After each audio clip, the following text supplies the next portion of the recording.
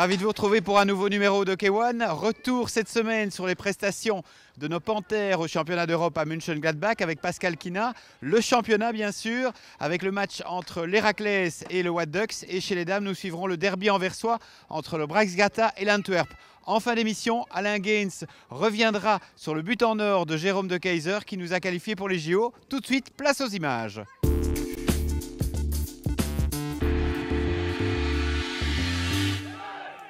À lire, l'Heracles recevait le White Ducks, deux équipes invaincues dans ce début de championnat sur le beau terrain bleu.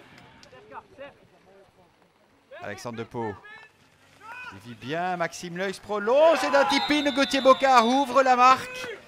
Alors qu'on joue depuis 24 minutes dans cette rencontre, bien joué de la part de l'avant du White Ducks. On revoit ce mouvement intelligemment passé par Maxime Leux, le capitaine. Et là d'un tip-in, il trompe la vigilance de Timmermans dans des conditions climatiques difficiles. Leux. De Pau, oh c'était beau et c'était bien joué. C'était encore une fois Gauthier Bocard qui se trouvait dans les parages. On revoit cette phase. Et il a failli réussir la passe de 2. Claessens écarte bien avec Kösters. Ça passe au-dessus. Et Benjamin Vanhoove replace sa défense. Et c'est la mi-temps. Et on en voit un qui s'active sur le dernier petit bout d'herbe du terrain. Dévié. En relais. De Pau, superbe. Et il faut une intervention de Timmermans, sans quoi c'était de nouveaux buts. Bel arrêt du gant. Van den Balk loin devant. On remise bien pour De Pau encore. Décidément insatiable. Il obtient le PC pour ce kick de Claessens. Alors il donnait, bloqué par Van den Balk. On fait semblant. Oh, superbe mouvement. Sans doute répété à l'entraînement. Et la feinte de Bocard a permis à Leux de conclure. C'est 0-2.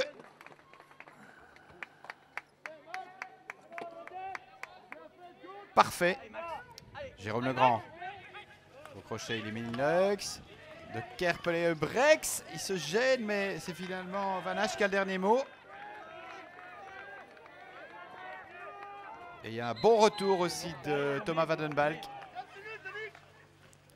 Écarte bien Kösters. Il s'y reprend à 2 fois. Récupération de Masson, mais l'arbitre avait sifflé un PC avant. Il est donné pour Leux. Et c'est le 0-3 à 2 minutes de la fin. Le White Ducks enterre les dernières illusions de l'Heracles. Une équipe de Waterloo, toujours invaincue. On en restera donc là, 0-3 pour le White Ducks. L'Heracles ramasse peut-être les oiseaux sur son terrain bleu, mais pas les canards. On écoute à l'interview Maxime Leux et Amaury Kösters. Je crois qu'aujourd'hui le White Ducks était assez fort. Ils ont bien fait tourner la balle, ils étaient efficaces dans leur cercle. Tandis que nous, on n'était pas super efficaces dans notre cercle, on n'a pas eu de PC. Je crois que le White Ducks aujourd'hui était plus fort et que leur victoire est méritée, quoi. On est très content du match, on a pris ce match très au sérieux, on l'a bien préparé tout au long de la semaine. On savait que l'Heracles était assez en forme pour l'instant et qu'il marquait assez facilement. Donc on a bien travaillé cette semaine, tant sur notre structure défensive parce qu'il marque beaucoup de goals, donc on voulait vraiment éviter ça. Et puis sur notre structure offensive, on sait qu'on s'est marqué à chaque match parce qu'on a le potentiel offensif pour le faire. Il fallait juste trouver la bonne balance entre les deux et on a été très disciplinés. On découvre les résultats de cette 6e journée avec la victoire du Racing à la Gantoise, le carton du Dragon face à Uccle Sport, la nouvelle déroute du Dering au Braxgata. Leuven a battu difficilement l'Antwerp 3-2 et vous l'avez vu en image, la victoire du White Ducks également celle du Léo. Classement général, le Dragon et le Racing avec un match de plus qu'ils ont joué à cause de l'EHL qui est programmé les 21, 22, 23 octobre prochains. Prennent la tête devant White Ducks et Leuven invaincus qui se rencontrent le week-end prochain.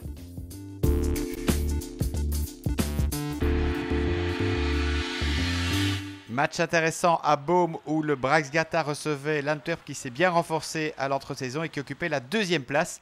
Après 12 minutes de jeu sur ce PC tiré par Thijssen, Reynolds tente de tromper la vigilance de Simons.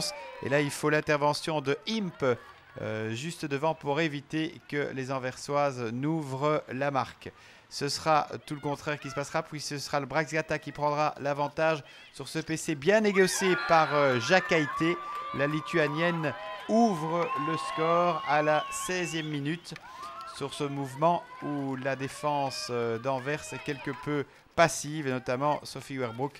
On va redémarrer la deuxième mi-temps à toute allure et c'est Schling qui d'un tir très fort tentait de trouver Reynolds pour le tip-in au deuxième poteau et finalement c'est un no-goal de Rhonda Ruschel qui ramènera les équipes à égalité. Quelques minutes plus tard, le pressing de l'Inter ne retombe pas et Tess Reynolds, d'un beau geste technique en 2 temps, parvient à tromper la vigilance de Megan Simons pour mettre l'Antwerp aux commandes. Et à la 15e minute dans cette deuxième mi-temps, sur un bon service de l'expérimentée capitaine Sophie Geers, c'est Lynn Schlink, la néerlandaise, qui fait 1-3 d'un très beau tir en revers qui est passé entre les jambes de Megan Simons. Le Brax va tenter de réagir et se rapproche quelque peu grâce à ce nouveau PC transformé par Jakaité, mais l'Antwerp tiendra le bon bout et résistera jusqu'à la fin du match. On écoute à l'interview Olivia Bush et Philippe Goldberg. Je suis assez contente d'avoir les 3 points. C'est toujours un match difficile de jouer au Braks-Gata. Ce sont des filles qui en veulent et qui sont assez hard dans les contacts. On est mené 2-0 à la mi-temps, on remonte vraiment bien, on joue bien ensemble la deuxième mi-temps, mais on doit un peu mieux gérer la fin de match. On perd par un goal d'écart, on a juste eu un petit flottement de 5 minutes. Mais les filles ont bien réagi et bon, à part le résultat, il y avait des bonnes choses, on a montré des bonnes choses, mais on a clairement perdu contre une équipe qui est plus forte que nous aujourd'hui. On découvre les résultats de cette 5e journée avec les victoires faciles du What Ducks et de la Gantoise. Le succès étriqué du Dragon dans le match au sommet face aux Pingouins et la victoire sur le fil du Well au Victory avec 2 buts dans les 5 dernières minutes. Au classement général, l'Antwerp et le Dragon sont en tête avec 1 point d'avance sur le Pingouin. La Gantoise et le Well sont en embuscade à 3 points.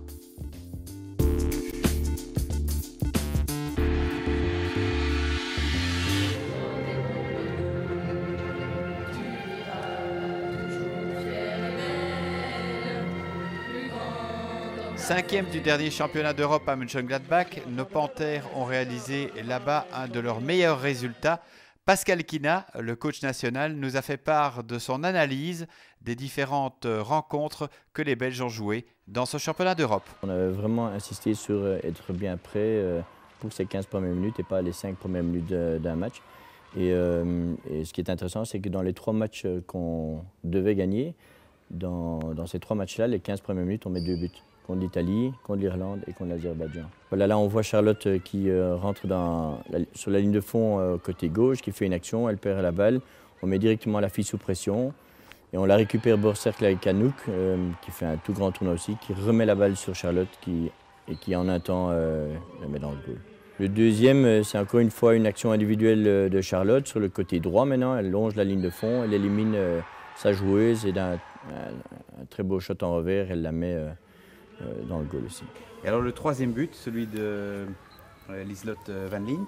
Le 3e but commence d'une forte pression de nos attaquantes sur la ligne arrière. On la récupère et on combine très vite dans le milieu avec Liselotte qui en puissance passe 3-4 filles et termine avec un shot qui est un peu dévié par les Irlandaises mais qui démontre aussi la puissance que Liselotte a amenée pendant tout le tournoi. Deuxième match qu'on va analyser, c'est la victoire assez large et finalement facile contre l'Italie. C'est vrai que vous l'aviez rencontré plusieurs fois en match de préparation. Et là, c'est Anouk Raas qui a mis le feu aux poudres dès la première minute.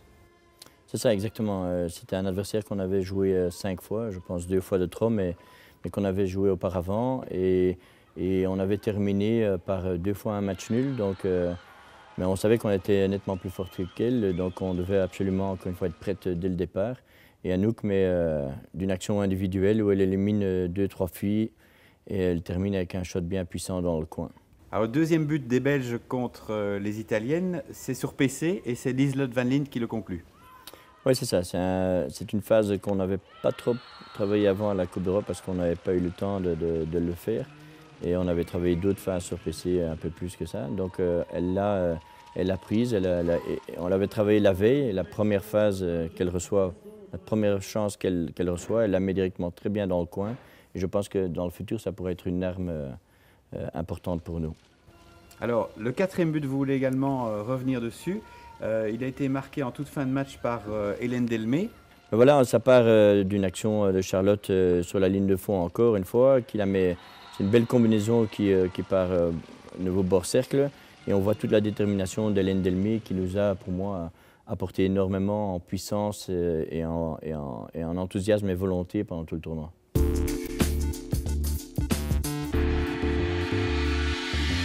Place à présent à notre séquence technique avec Alain Gaines. Alors Alain, aujourd'hui nous allons revoir et analyser le winning goal de Jérôme de Keyser contre l'Espagne, le fameux but qui nous propulse aux Jeux Olympiques. Effectivement, un superbe but dans sa réalisation qui repose surtout, et c'est important de le noter pour nos jeunes téléspectateurs, qui repose surtout sur une excellente analyse du jeu que fait Jérôme dans des conditions de pression importantes puisqu'il se trouve dans le cercle avec plein de défenseurs. Donc une analyse brillante de sa part qui lui permet de détecter la bonne action à faire, de prendre la décision de mettre la balle dans un espace libre, le seul qui était disponible à ce moment-là, et de pousser la balle dans le but en revers. Une superbe réalisation. On va revivre tout ça en images. Les Belges pour tenter plus. Le score est toujours de 2-2. Reste un bon quart d'heure. Allez, Maxime Leux. Peut-être à quoi jouer. En relais avec Jérôme de Keyser. Il rentre dans le cercle. Il en passe un. 2. Qu'est-ce qu'il va faire, Jérôme? Oh, quel but! Extraordinaire! C'est le 3-2. On est au JO. Oui, tout d'abord, il y a un lead vers l'intérieur. Je reçois une passe de Maxime Leux qui dépasse un défenseur. Je reçois la balle en mouvement. Là, il y a une petite erreur d'un Espagnol qui se lance au lieu de me canaliser vers l'extérieur. Et j'arrive devant le gardien et chaque défenseur espagnol garde son homme. Il n'y a personne qui ose se lancer pour venir faire un tacle. Peut-être peur de provoquer un PC. Et là, j'ai vu un petit espace et j'ai fait mon coup droit revers. J'ai mis cette balle dans le goal. Jérôme de Keyser. Il rentre dans le cercle. Il en passe un. Qu'est-ce qu'il va faire, Jérôme? Oh, quel but! Extraordinaire! C'est le 3-2, on est au JO!